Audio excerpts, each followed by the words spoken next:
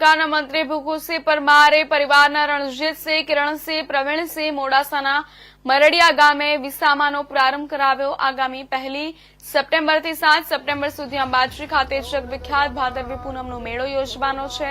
દર વર્ષની જેમ ચાલુ વર્ષે પણ દૂર દૂરથી લાખો માતા ભક્તો પગપાળા અંબાજી જવાના છે। દાહોદ, પંચમહાલ, મહીસાગર, છોટાઉદેપુર સહિતના જિલ્લાઓમાંથી માતા ભક્તો મોટી સંખ્યામાં મોડાસા થઈને અંબાજી જતા હોય છે। ત્યારે પદયાત્રીઓનો રસ્તામાં મુશ્કેલી ન પડે અને તેમને જરૂરી સુવિધાઓ મળી રહે તે આશયથી ઠેર ઠેર વિસામાનું આયોજન કરવામાં આવતું હોય છે। ત્યારે રાજ્ય સરકારના મંત્રી ભીખુસિંહ પરમારે મોડાસાના મરડિયા ગામે વિસામાનો આજથી પ્રારંભ કરાવ્યો છે। પદયાત્રીઓનો પ્રવાહ ધીમે ધીમે અંબાજી તરફ આગળ વધી રહ્યો છે। ત્યારે આજે વિસામાના સ્થળે માતાજીનું સ્થાપન કરી પદયાત્રીઓ માટે વિસામો ખુલ્લો મુકાયો। પદયાત્રીઓ માટે જમવાની, ચા, નાસ્તો અને દવાઓની વ્યવસ્થા કરવામાં આવી છે। માં જગદંબા, માં અંબાજીના દર્શનાર્થે ભાવિક ભક્તો પદયાત્રા દ્વારા આ વિસ્તાર અને જુદા જુદા જિલ્લાઓમાંથી પદયાત્રીઓ અહીંથી જતા હોય છે। ત્યારે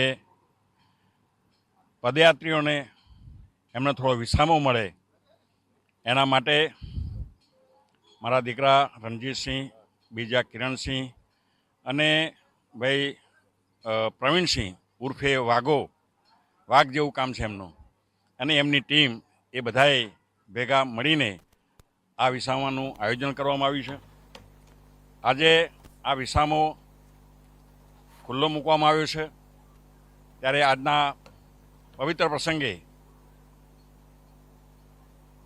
આ તાલુકાના અમારા ઘણા બધા પદાધિકારીઓ, જેમ કે યુવા મોરચાના પ્રમુખ ભાઈ શ્રી અમીશભાઈ પટેલ, અમારા તાલુકા સંગઠનના પ્રમુખ આદરણીય મહિપાલસિંહજી, આ વિસ્તારના આજુબાજુના સૌ સરપંચશ્રીઓ ખૂબ મોટી સંખ્યામાં અહીંયા ઉપસ્થિત રહી અને આ વિસામાનો જે ખુલ્લો મૂકવામાં આવ્યો છે ત્યારે સૌ ઉપસ્થિત રહ્યા।